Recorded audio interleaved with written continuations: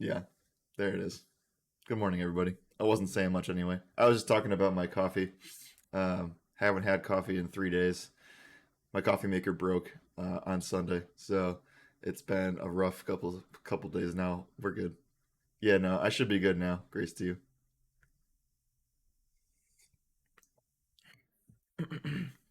Appreciate it, guys. All right. What we're going to be doing here is we're going to be breaking down the NFL Week 3 card, starting with this Thursday night Panthers and Texans game.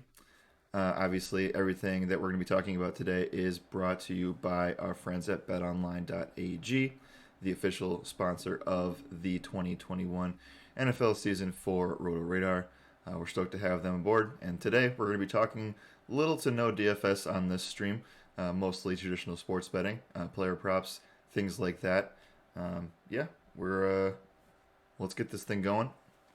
Yeah, I know I was muted for the first couple of seconds of that. We're all good though.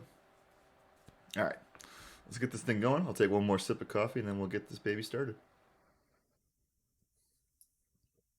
How's everyone's day going so far?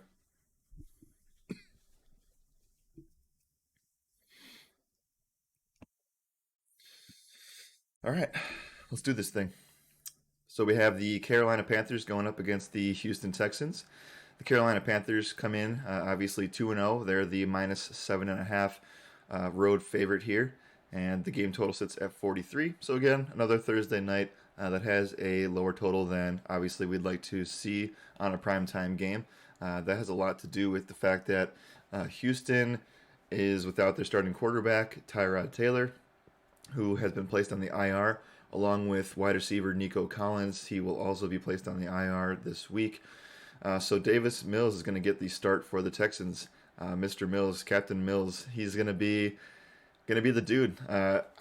Josh and I would have liked to have seen him a little bit later in the season, but it is what it is now. Next man up mentality. He will be backed by Jeff Driscoll. For those of you who don't know, Davis Mills was one of the most underrated guys at the position coming out of college last year. So the fact that he's able to get in now and be another rookie quarterback that starts in this league this year is definitely not expected, but I think it's refreshing for this team. Not to say Tyrod Taylor wasn't playing great, because he was, and he was actually surprising a lot of people, including myself. So I don't expect much from Mills today. He kind of has not necessarily had enough preparation time to be able to perform well in this spot. And the big story here, what's going on, everybody? What's going on? Yeah, well, the biggest story here is that the Carolina Panthers defense is, honestly phenomenal to start out the year.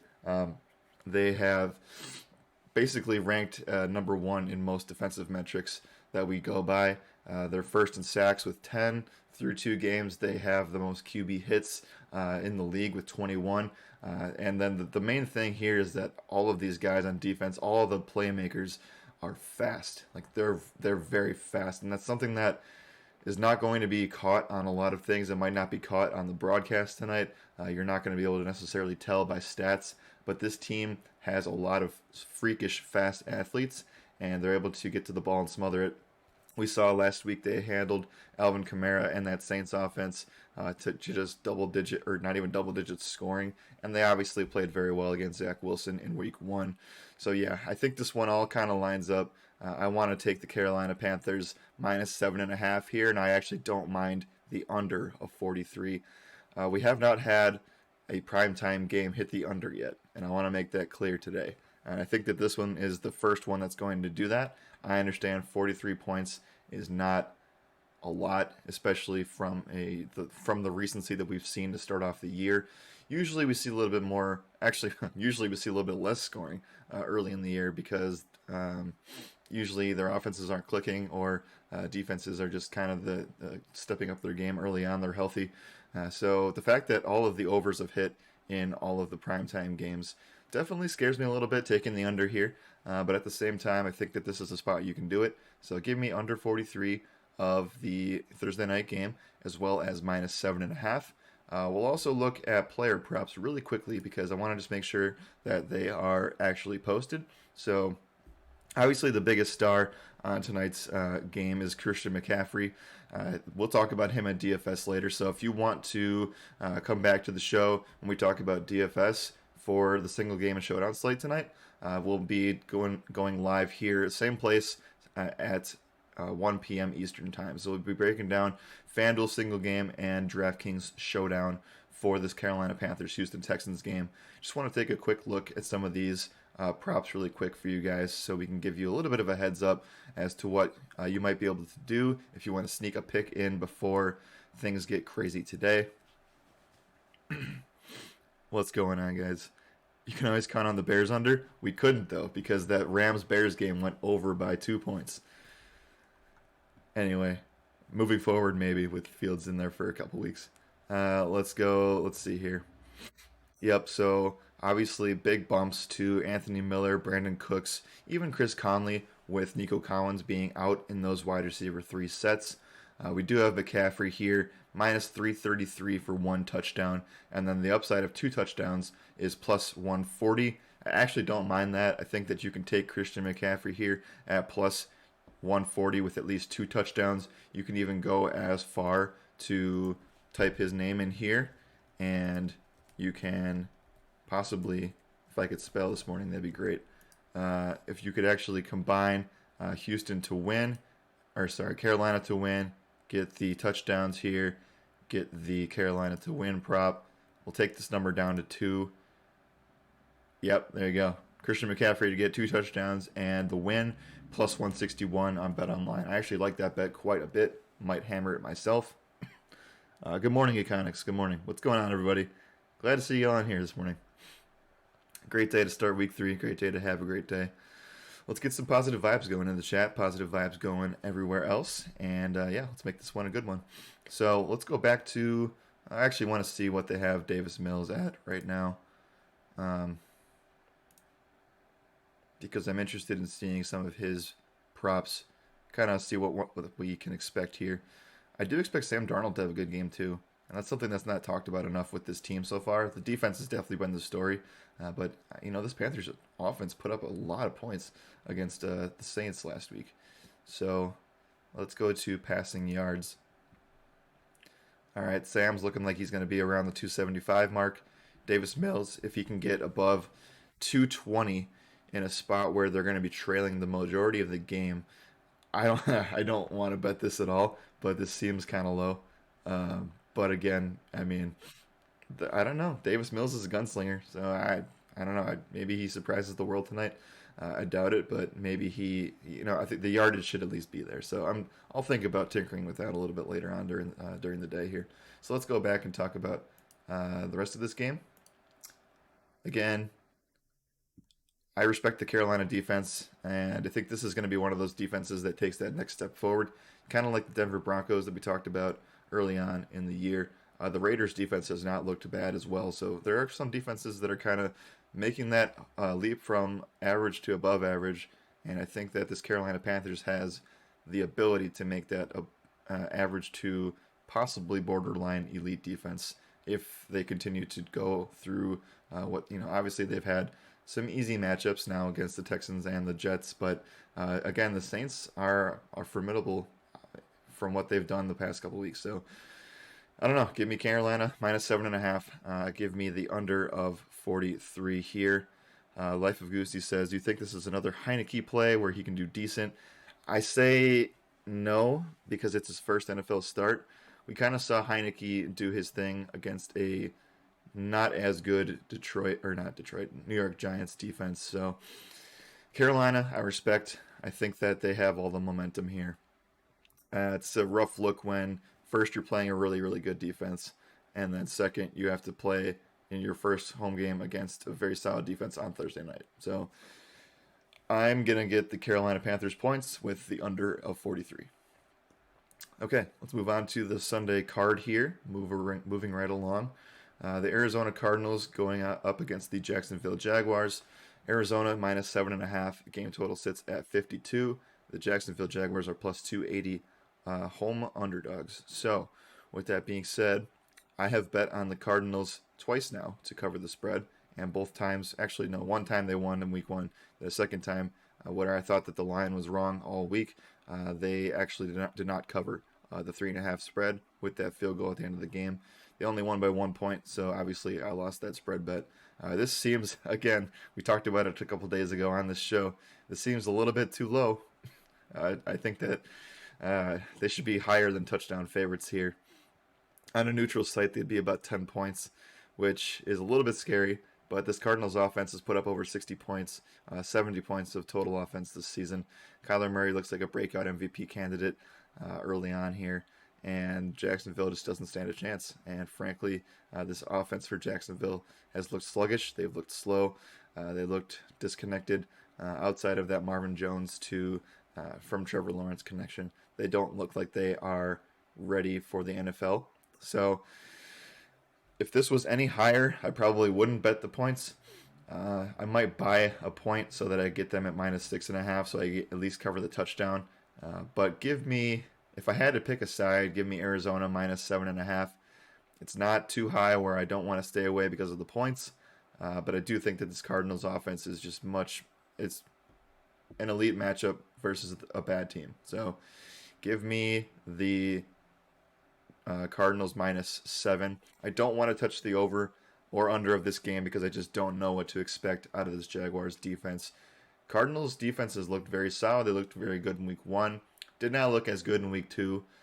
They still have a lot of very, very good defensive players, but I just don't want to bet on that necessarily. So give me the Cardinals -7.5. Black 80 says he has Kyler in the Roto Radar Fantasy League. Yes, sir. He'll be just fine. He probably has the upside of another 5 touchdown game, as long as this one doesn't stay a blowout. So, one thing about blowouts, really quickly, before I get more farther into this stream here, in order for so the blowout situation in betting and in DFS for football is different than any other sport in that you need to be beating the team by a considerable margin, way way higher than basketball. Like we talk about basketball blowouts being around 18 to 20 points heading into the fourth quarter or the end of the third quarter. With this, you need to have, I don't know, you need to be up by at least 17 and sometimes even 21 by the end of the middle of the third quarter for me to feel really good about the rest of the game. And the fact is, they're just not going to put starters. They're not going to put starters on the bench until 6 minutes left in the fourth quarter, and by that time, you're probably cashing in. So for me, there's just more. You just need more points for a blowout scenario to make sense for football, which is why I think that as long as the Cardinals keep their guys in, they should have no problem covering the spread. Goosey says Rondale. I don't know how to spell his last name. Yeah, Rondale Moore over Kirk. Yeah, you can play Rondale Moore. I love Rondale this season. Love him this week. I think he's the emerging wide receiver 2. For me, I'm gonna go with him. It depends on who you have. I wouldn't play both necessarily at all for season long, but this is we can cover that the season long stuff tomorrow on the show. Next game we have going on is the Indianapolis Colts going up against the Tennessee Titans. Tennessee is -5 here. The over-under sits at 48. A lot of this has to do with the fact that we don't know if Carson Wentz is going to play. He was a DNP yesterday in practice, so I expect him to be a DNP today too. He's coming off of 2 sprained ankles, the left one being slightly better than the right one. The right one is his plant leg. We talked about it yesterday on the show. I'm really scared about that because that one's a high ankle sprain, and he's not able to be mobile in the pocket. He's not able to do his normal 3 to 5 drop, step drop. Even the 7 would probably hurt him a lot. And he's not able to bounce around in the pocket, look for his reads, and look for his guys. And I'm terrified that he's going to be sitting out in this game, which means that they would have to rely on Easton Stick because Sam Ehlinger is on the IR right now. So with that being said, this feels like a really, really weird spot to target. If you have a lean one way or the other or want to take a risk on it, go Tennessee -5. I'm not going to be going anywhere because I don't want to touch this game as long as I don't know. We just don't know what the status is going to be for this guy. So that's the reason I'm going to be staying away. And I think that it's probably a solid stay away spot. We don't have enough information right now. If you want to take a risk and say, hey, I'm betting on Carson Wentz not playing. Go ahead, take the -5. I still think that Tennessee can beat the Colts by 5, even if Carson's in there. So, yeah, if I had to pick one, it would be Tennessee side, but I'm going to stay away from it personally myself. Next game here we have is the Baltimore Ravens going up against the Detroit Lions. Right now, the Ravens are -8 on the road here, going in against Detroit, who had their asses handed to them in the second half of that Green Bay Packers game. That feels good to say, doesn't it? The over under of 50 sitting here now is one of the higher ones on this 1 p.m. side of things. The Ravens obviously looking very good after the bounce back win against the Chiefs on Sunday Night Football. The big turnover at the end of the game by Clyde Edwards-Helaire by this defense propelled them to victory. Lamar Jackson looked fantastic on the ground. I expect them to be able to handle Detroit fairly easily here. I'm not going to count out the Lions necessarily on offense. They need to, obviously, it's a tough defensive matchup, but TJ Hawkinson should be able to win the one on one versus Patrick Queen. And then the wide receivers, depending on who's in, have a very tough matchup. So they're going to rely a lot on the running backs and the tight end once again. It's going to be a story for the entire season for the Lions unless they trade or make some moves, or if a guy stands out and starts to break out in that system.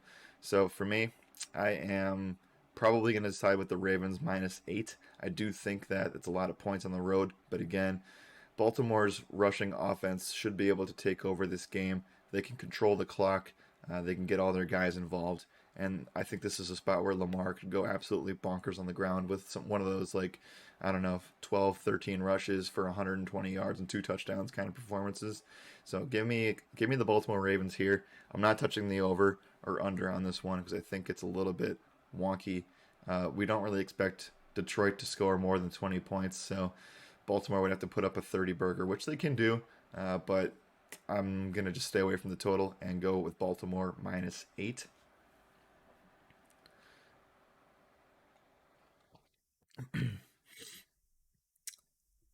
Saw on SportsCenter yesterday that Carson said he's still sore. Maybe they'll be safe with him. The problem that I have with going Carson and trusting in Carson Wentz is that right high ankle sprain. The left one should be fine to play. If that was the only thing that he had to worry about, then I would have no problem saying, "Hey, maybe this game's a little bit closer."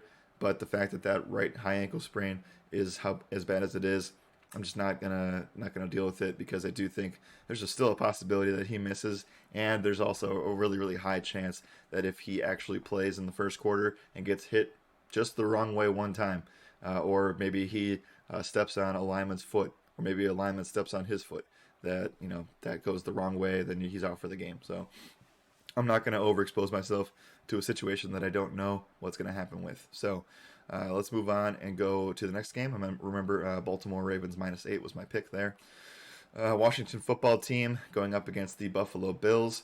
A lot of a lot of cross divisional, cross conference play here. Washington football team is the +7.5 road dog against Buffalo Bills. 45 total for this game. The Bills have had a lot of slow-paced slogfest against Pittsburgh, against Miami. I know that last week's game wasn't close at all, so that's not really a slogfest, but it was slow-paced. For this team, Buffalo likes to play fast.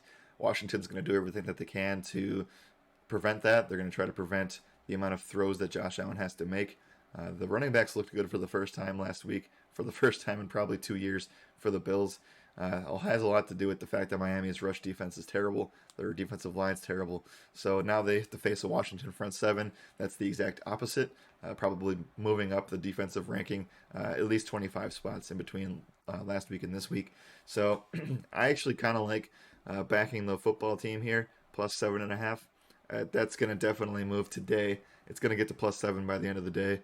I have a feeling that it could even get to +6.5 by the end of the weekend. So if I had to pick a side, I would go with the fact that Washington could probably cover here as a road dog. They have to rely again on Taylor Heineke, so Washington's offense, I'm not necessarily sold on. They looked good against the Giants, but the Giants are one thing. The Bills are definitely a little bit better on defense.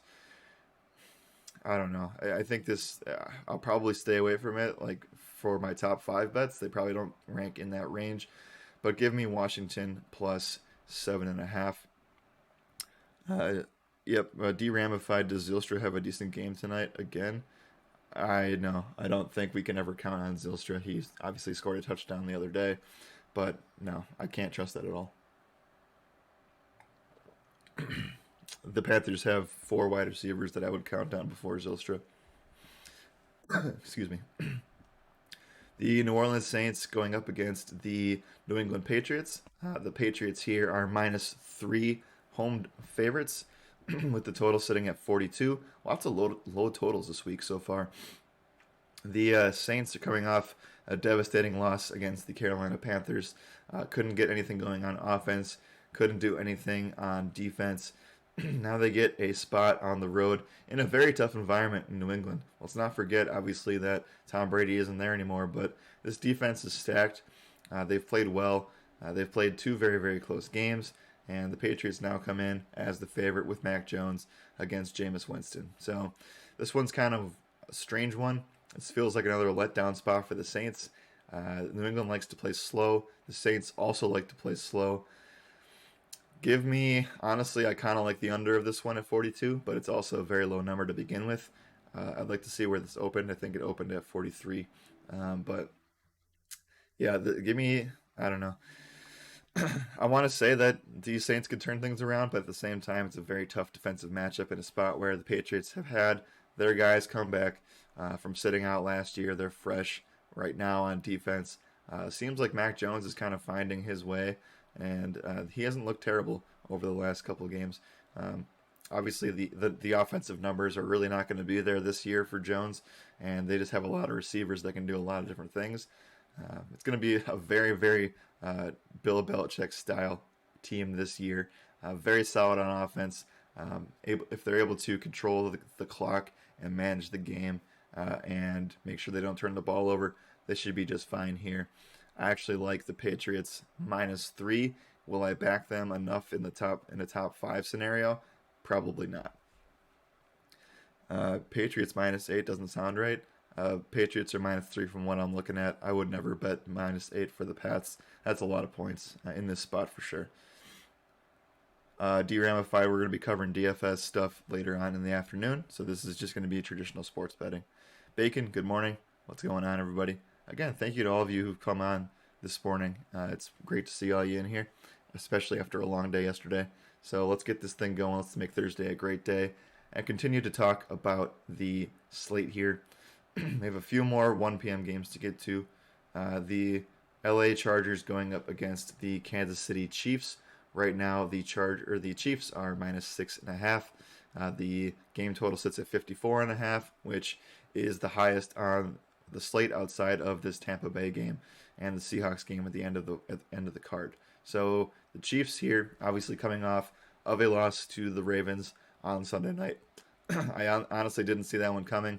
It has a lot to do with the Ravens' defense late. Has a lot to do with the Ravens' rushing offense late. The Kansas City Chiefs gave the ball to Clyde Edwards-Helaire, gave him the shot in the red zone, and he fumbled the ball.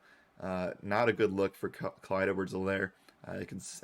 Just a very, very disappointing last season and a half for CEH when he came in. People thought that he would be a top 5 running back in the league, and he's hardly even on his own team's. He's hardly even getting his own team's receptions.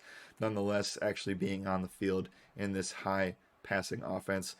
Saw a stat the other day that said the Chiefs are targeting their running backs, that includes Helaire for the most part, on just 8% of the passing plays. So they're just not being utilized. He's not being utilized. He only gets about 10 to 12 touches a game, which is just not good for this Chiefs offense. So for me, I don't really know. I think I want to stay away from this gun.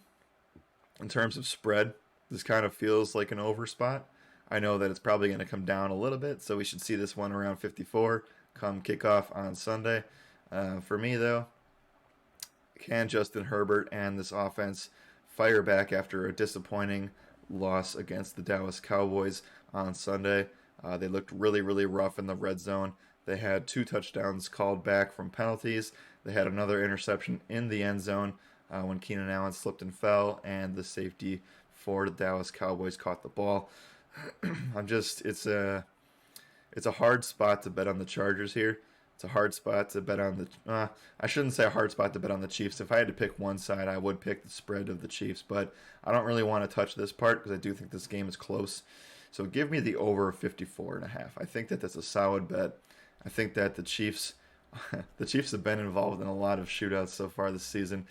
Both games that they've been in, Browns in Week 1, Ravens in Week 2, both scored over 65 points and sometimes are pushing 70. So give me the Chiefs here. They got one more weekend in September, I think. Does that sound right? Yep, one more weekend in September. And if for those of you who don't know, Patty Mahomes, September numbers have been unreal. 320 passing yards on average, 3 touchdowns on average. So this should be another spot where they should put up some points on this Chargers defense that gave some way to the Dallas Cowboys last weekend, and I think that we should be just fine with that over a 54.5. Yeah, Goosty, I can hear the gifted sub sound. I'm the only one that can hear it. You guys probably won't even hear it as well. And I got the nice headphones on today too, so it's gonna blow my ear out. Anyway, though, you can feel free. You don't have to worry about my ears. The next game we have to talk about here is this Atlanta Falcons and New York Giants game. The Giants are -3 home favorites. The game total sits at 47.5. This feels like, and for those of you who have gone on the show the past couple days, this one kind of feels like a sneaky shootout for both DFS and just for the for the watching purposes for the NFL fans out there. They're saying that they're giving a little bit of juice towards the Atlanta +3 side of things. I can understand that a little bit, but at the same time, Atlanta's defense has looked terrible the past 2 weeks, giving up massive points to the Eagles and to the Tampa Bay Buccaneers. Now they get a Giants offense who put up a ton of points against Washington last week. The Giants actually look pretty good. They look competent on offense. Um, Saquon Barkley, this is a shot to get things going. I can't guarantee that's going to happen. My gut says that it will, but again, I have no idea, obviously, what Jason Garrett's going to do. So I would like to back the New York Giants here, but I think I'm just going to stay away from this game entirely. This is one of my favorite DFS games on the slate for many reasons. So if you want more information on that, either tune into today's show later in the afternoon, or you can go back and watch the streams from earlier in the week. We did a FanDuel first look and a DraftKings first look for the Week 3 card on YouTube. So go to RotoRadar Daily Fantasy Sports. You'll also find this stream up there a little bit later today as well. Now, moving forward here, again, I don't really like anything for the Atlanta New York side, so I'm just going to stay away entirely. The Chicago Bears taking on the Cleveland Browns is next. We have the Cleveland Browns at -7 here. The game total sits at 45.5. The main story, actually, there's a lot of stories in this game, so a lot to unpack, but the main thing that we heard yesterday, right after we got off of this show, was that Chicago is going to be starting Justin Fields this week for this first NFL start. Very, very tough first NFL start on the road in Cleveland in that environment against that defensive front seven. That defensive line is atrocious, or sorry, defensive line for the Cleveland Browns is very good. The offensive line for the Bears is pretty shaky. So I'm very scared for Justin Fields in this first start. Can he play well from a fantasy perspective? Maybe. And I think that there will be times over the course of the season where Justin Fields is going to be a very, very good option to back in both betting and in DFS season long. So right now, though, I never like targeting anybody who's starting in their first game. So just like Davis Mills on tonight's game, I will be staying far away from this one. I also think I don't really want to back the Browns because I don't know if Baker Mayfield's going to start just yet. We got the news that Jarvis Landry is on IR after suffering a knee injury last week. Now we have the fact that OBJ might be coming back, but we aren't sure yet. He's made some remarks on social media stating that he's going to be starting for the first time this week. So I want to see practice reports today and tomorrow, get a clearer idea of what Baker Mayfield's injury is going to look like. Because if he's out, then you have Chase Daniel there, and I'm just not confident enough in Chase Daniel to cover this -7 spread. It almost kind of looks like we could see this thing jump down to +6.5 towards Chicago. So for me, I'm completely staying away. I actually think that the under is very viable if we get the news that Chase Daniel is the starter. Yeah, man, this is this is very very juicy. A lot of storylines. Both quarterbacks are hurt. Starting quarterbacks are hurt, and I don't know. They just keep losing weapons left and right. I think that Chicago's going to hand the ball a lot to David Montgomery in this spot, and against this front seven, he will do okay, but it's not a smash spot by any means. It's not even an average spot. The Browns' rush defense is something I respect. Their pass rush is elite. And man, I don't know. Chicago could have a really rough time here if things play out the way I think they do. Yeah, I mean the Bears money line sitting at +250, Grace to you. So if you're confident in Justin in week 1, then obviously go for it. But for me, I'm going to stay away. I didn't like what I saw from him last week. Now he has a full week of preparation in him this week, which is definitely a step up. But I think the jitters were there a little bit last week when he came in without expecting to play, and I'm not too confident that he's going to be able to do better against the Browns defense that is much better than the Bengals defense of last week. Black Eddie, going back to the first game, the Thursday night game, how real is Carolina defense? 10 sacks and number 1 in yards. Yep, they have, like we said, they lead the league in like almost every defensive category. 10 sacks, like you said, they have 21 QB hits on the year, which is also first. And then the main thing here that isn't necessarily on the stat chart is how fast that defense is. I think they're the real deal. I think that they have a real shot to be an elite defense this year. We'll have to see tonight. We won't get the answer tonight because I don't think that the Houston's going to put up more than 17 points. So we're not going to get the answer tonight. But moving on, when they play high caliber offenses like the Bucks, they proved it against the Saints. But when they start playing more elite offenses, we'll have to wait and see if they can rise to the test there.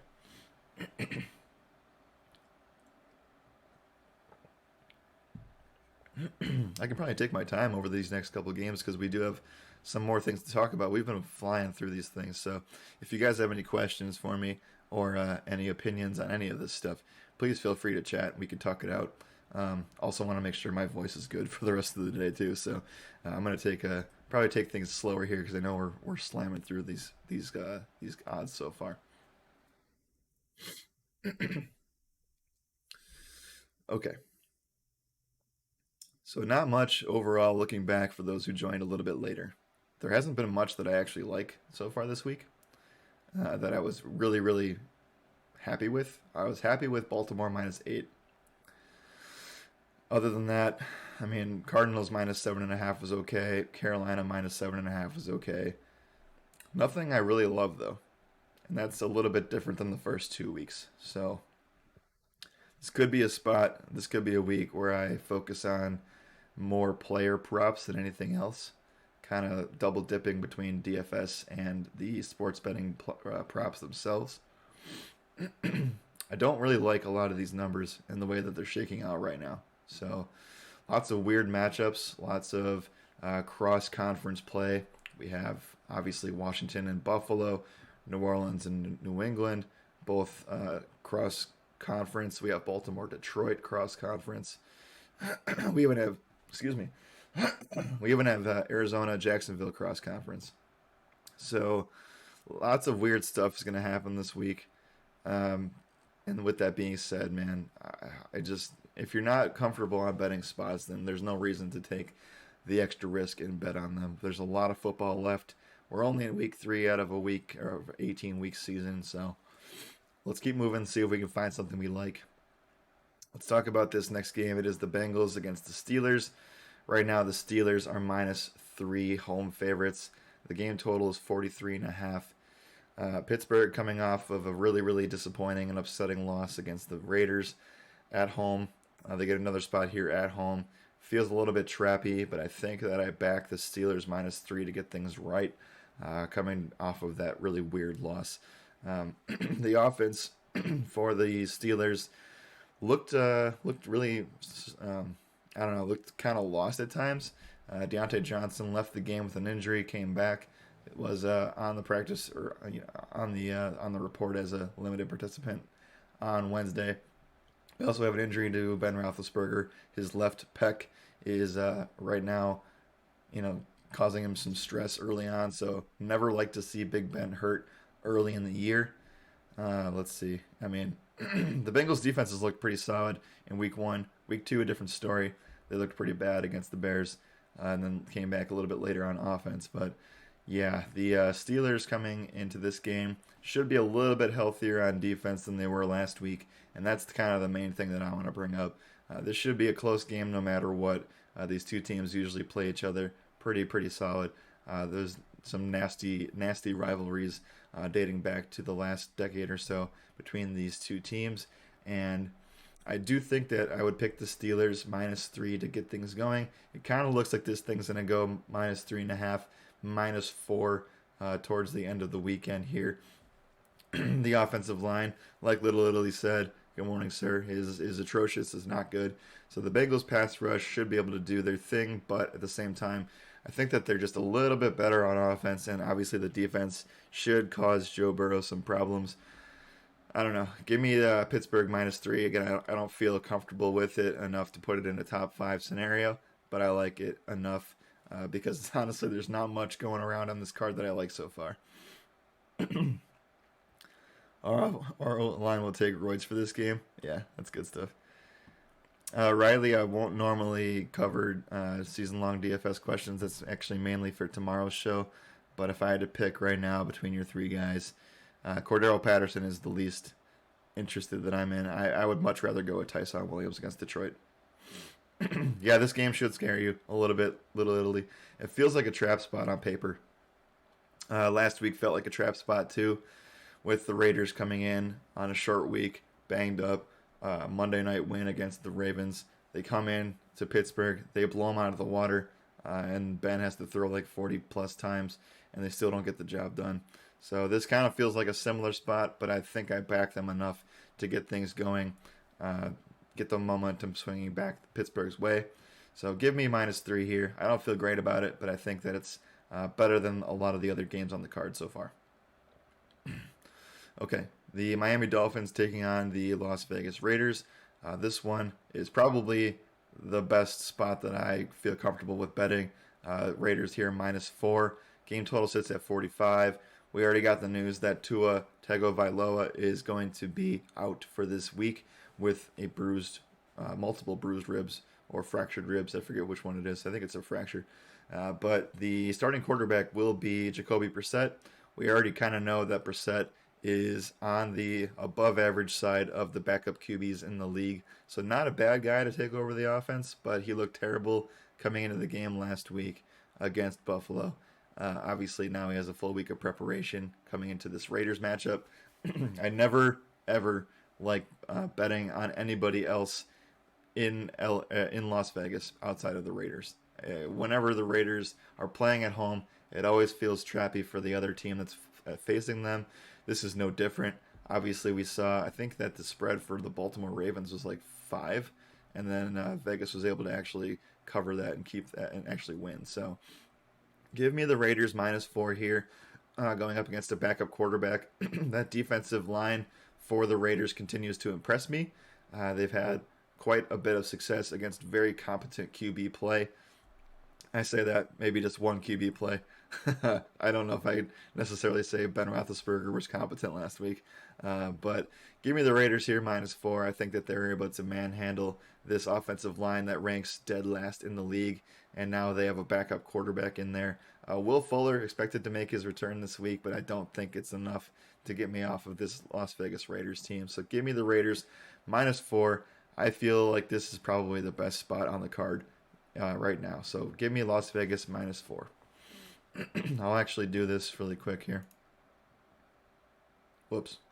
My bad, guys. Hold on. Give me a second.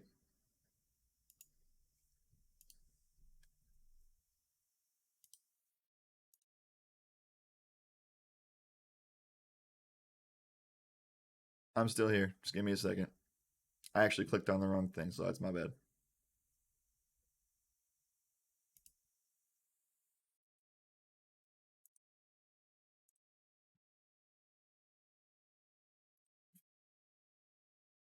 All right. Sorry about that, guys.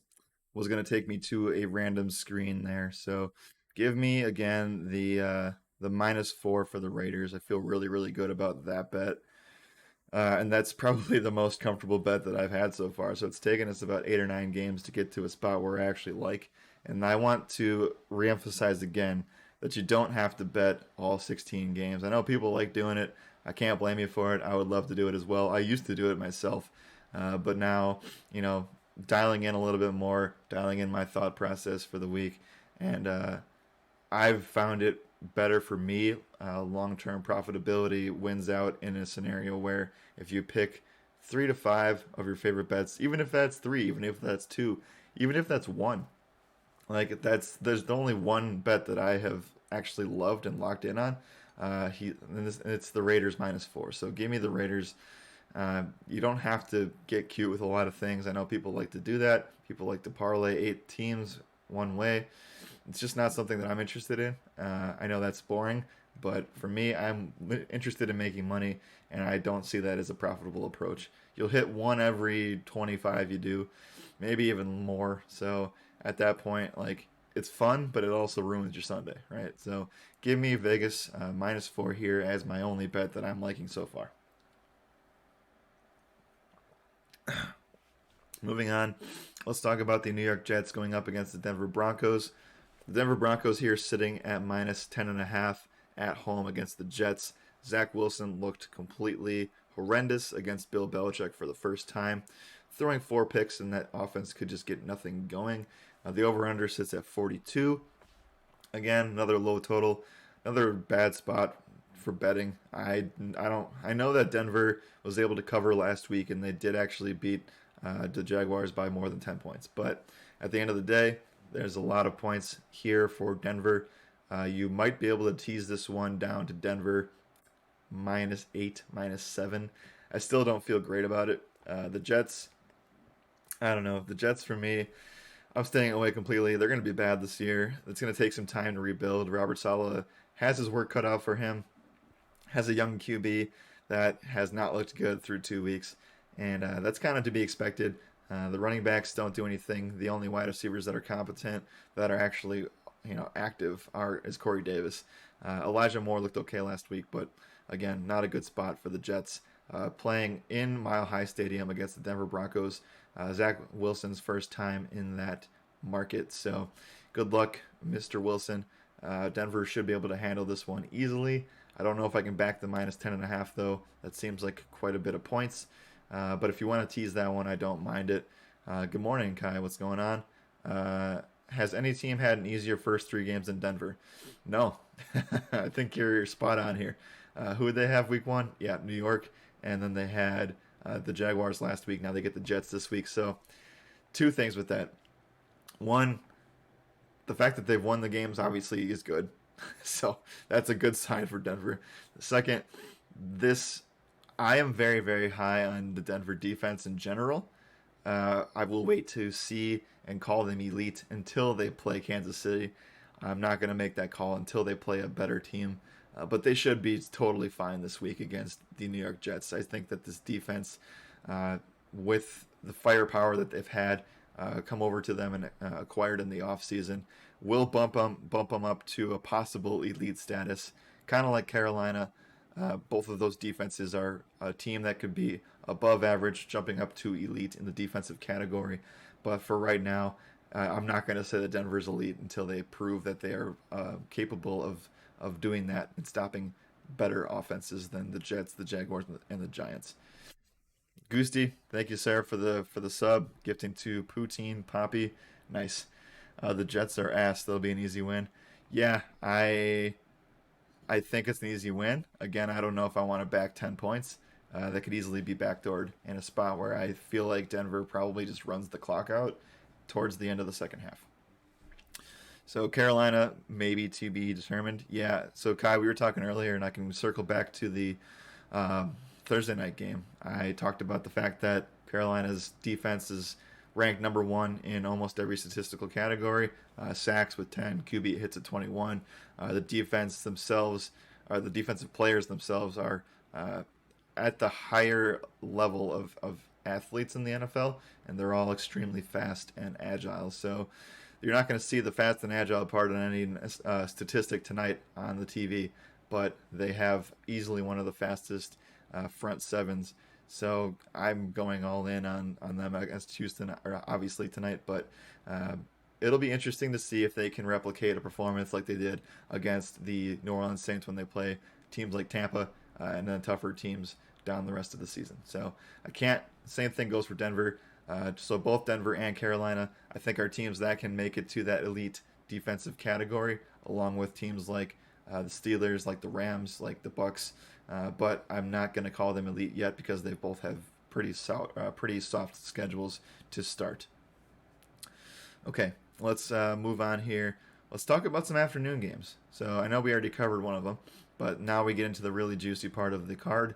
We have 4 games to go here in about 12 minutes, so let's start flying through it.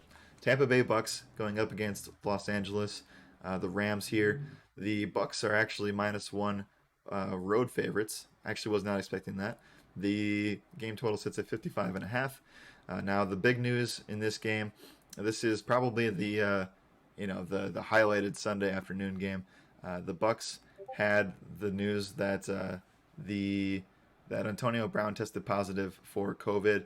It's going to be a stretch to get him to play in this one. He has to test now that he is vaccinated. Everybody on Tampa Bay is vaccinated, so the rule and the protocol was explained yesterday on the show. But if you didn't hear it, I'll say it again here for you.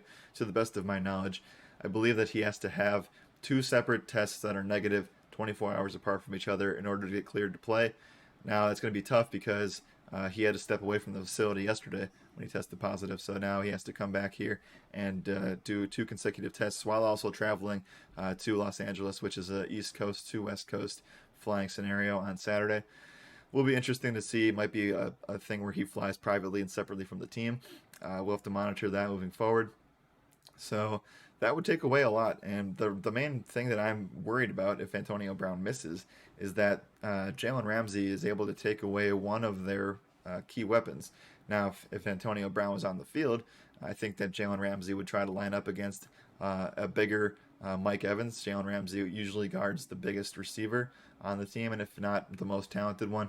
So you can make a case that Mike Evans is a guy that's going to be shadowed by Jalen Ramsey. He's usually guarded him in the past, so if I had to guess, that would be the guy. And then the second thing is that Chris Godwin could be another guy that gets shut down. And then I have some breaking news to get to, but I'll get there after I'm done with this game. The Tampa Bay Buccaneers here.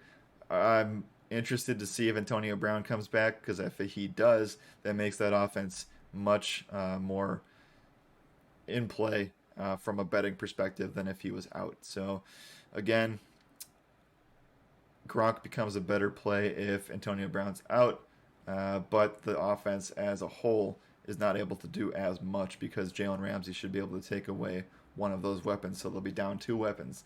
And I don't think that they can win the game by throwing passes to Mike Evans or Scotty Miller or even Gronk himself. So going to be a very, very tough one. It's going to be a very, very good game. The Los Angeles Rams, obviously they're dealing with an injury for Darrell Henderson. He should be good to go. The offense for the Rams has looked great the past 2 weeks, and I expect them to look pretty good here as well. Very, very tough matchup on both sides of the ball. But I do think this one has the ability to be shootout potential. I don't think that both defenses are going to be able to handle each other's offenses for the majority of the game. We might see this one start out start out a little bit slow early, but as the game wears on, I think that both Matt Stafford and Tom Brady will be able to take care of the ball. So we should be seeing a lot of scoring, even without the fact that both these defenses are very, very good, top 5 in my opinion. Okay, let's get to the breaking news here because I don't really have much in terms of betting this game. I'd rather just watch it as a fan. I don't want to bet the over. I don't want to bet either side of the spread. If I had to guess and take a stab, I would go Tampa -1. But that's just me. Again, I'm way more conservative than probably 95% of the bettors that either watch this stream or that are in the Roto Radar server. So I don't like overexposing myself in spots where I don't feel comfortable, and don't take stabs in spots where I don't feel comfortable. and this Antonio Brown news is something that's going to definitely impact this game moving forward. So, a couple pieces of breaking news here, guys. Uh, the the Bucks defensive end here, Jason Pierre-Paul, will be inactive this week due to resting to heal an injury. So that's huge news for the Rams. Uh, Bad news for the Bucks defense, but the Bucks defense still very very solid. Pierre-Paul definitely hurts though, so he's going to be out this week for the Bucks. And then we have Texans Justin Reed's out for Thursday Night Football. I'm not necessarily surprised there. And then finally, going back to that Colts game, the Colts practice squad player Brett Hundley took the majority of starter reps in practice. So him and Jacob Eason might be both in play against the Titans if Carson Wentz is out, per sources. So that's from Tom Pelissero. That's very interesting news, very tilting news if you are a DFS or season long player. Brett Hundley coming in, and he actually was not on this team to start the preseason. So the fact that he's coming in off the practice squad and possibly being in line to either start or split reps just gives me a little bit more of a. I think that the Colts are kind of preparing for that Carson Wentz injury to be more than expected. So they might sit him this week, which means I like Tennessee -5 a little bit more. So where is that line? There it is. Get this in, guys, before this news breaks. I don't feel like it's not a top five slam bet for me, but Tennessee Titans -5 in a spot where they're bringing up their practice squad QB on Thursday just tells me that Carson Wentz is not ready to go. So that's how I would approach that scenario.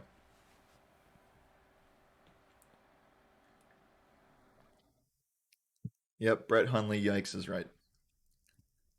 I've watched enough Brett Hundley in my days as a Packers fan to know.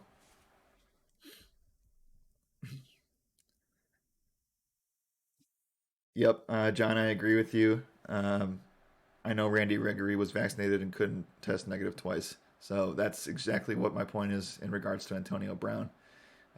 Very interesting to see if he comes back, and that will again play into how I think that that game goes. Jalen Ramsey is the X factor on the defensive side for the Rams. So if he's able to take away one of those guys and they lose Antonio Brown, it's not a good look for the Bucks. Okay, three more games to cover here. We have the Seattle Seahawks going up against the Minnesota Vikings. The Seahawks are -2 favorites on the road. Game total sits at 55. I think this game is the underrated game compared to the Tampa Bay and Los Angeles game. I think that this game is the better one, the better shootout environment. The Seahawks gave up a lot of points against Tennessee, and then but the thing is that they've been able to put up massive amounts of points the last 2 weeks on offense. They're letting Russ cook. It looks good. I like where the Seattle team is going. Now the Vikings on the other side have been involved in two straight games that have gone down to either overtime or the final kick. I expect this one to be no different. The Vikings, as our good friend Biggie Dowd has said, has they played down to their opponents or play up to their opponents in every single scenario. So I expect this Vikings team to keep things close. I actually like Seattle -2 here. That one is a top five bet for me. Seattle -2 on the road, taking on Kirk Cousins and that offense. Give me Seattle -2. Green Bay Packers against the San Francisco 49ers on Sunday Night Football. Josh and I have several friendly wagers on this one. We have a lot of things on the line for the next week if either of our teams wins. So San Francisco right now is 3.5 point favorites on at home, and the game total sits at 49.5. Now, first of all, I love the over of this one at 49.5. I think that the Packers looked good. I know it was against the Lions. I know that San Francisco also looked good against the Lions. The Green Bay Packers have shown that they did not address the defensive situation accordingly. They looked like they kind of want Mike Pettin back after changing things over to Joe Brady. Not a fan of the defensive coordinator position for the Packers so far through 2 weeks. So I understand why it's 3.5 points. I think that if this was a neutral site, it would be a pick 'em, slightly leaning towards San Francisco. So it makes sense on paper. The 49ers should be able to run the ball against Green Bay. Green Bay should be able to pass on San Francisco.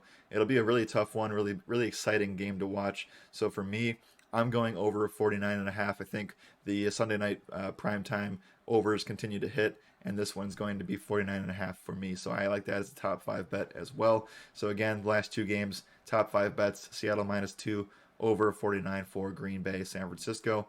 On Monday night, we have the ever famous Eagles versus the Dallas Cowboys. This one sits at a -4 spread for the Dallas Cowboys at home with an over under of 52. Lots of juice coming in on the Eagles. That seems like a high number for this spot.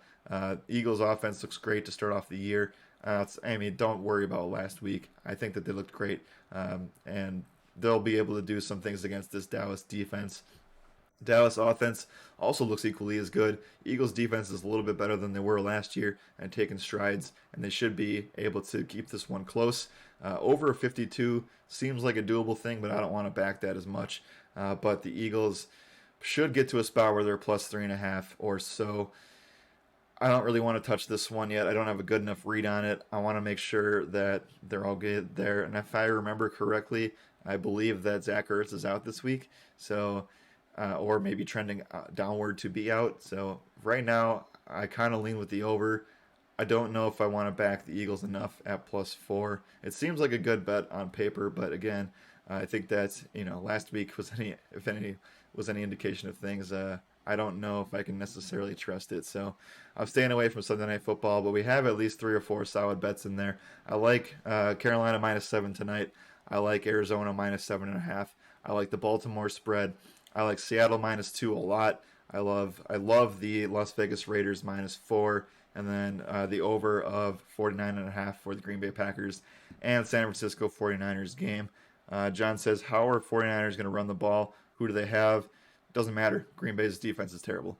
So whoever they get the ball to, whether it be Eli Mitchell or if they give some carries to the guys they just signed or brought up, it doesn't matter. I think that Eli Mitchell's going to go wild on the Green Bay Packers rushing defense. And also, Green Bay plays historically bad in San Francisco, in California in general. There's 2 states they play terrible in. It is Florida and it is California. So they play awful in those 2 states. I would expect that 49ers should be able to run the ball no problem. Green Bay is going to have to throw to get back in the game. Should be a good matchup for sure on Sunday night. Yep, Bodine, let's go Cowboys. Yeah, you and Kai are gonna have some friendly wagers to go and get through this week, as Josh and I do on Sunday night. So you guys have that same thing on Monday night. Okay, let's see here. We're gonna end the show on that, but I want to give away a FanDuel voucher to somebody who commented during the stream, and let's go and pick that guy right now, and we can get out of here for the rest of the day. Again, we'll be back at 1 p.m. Eastern time to discuss the Thursday night single game showdown slate on FanDuel and DraftKings for this Carolina Panthers versus Houston Thursday night football game. Want to pick a winner here. Give me a moment. Also, this voucher is going to be for FanDuel MLB on Friday night. So also want to keep in mind that I picked a lot of the same winners over the last 2 weeks.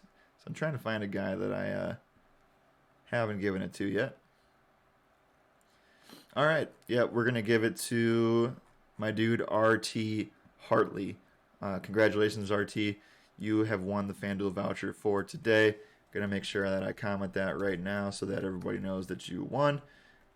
And you will get that tomorrow afternoon. So, guys, if you've won a FanDuel voucher this week or last week, they will be credited on Friday. We did not credit them last week because it just was a little bit too late in the day for FanDuel to get that going. So they're going to be doing both of them last week and this week for tomorrow. So make sure that you check that out, and we'll make sure that you are written down and we're good to go there. Again, thank you to all of you who have hung out on today's show. We'll be back in 2 hours for the strong side, where we'll be covering Thursday Night Football. Hope you guys have a great rest of your day. And as always, good afternoon and good skill.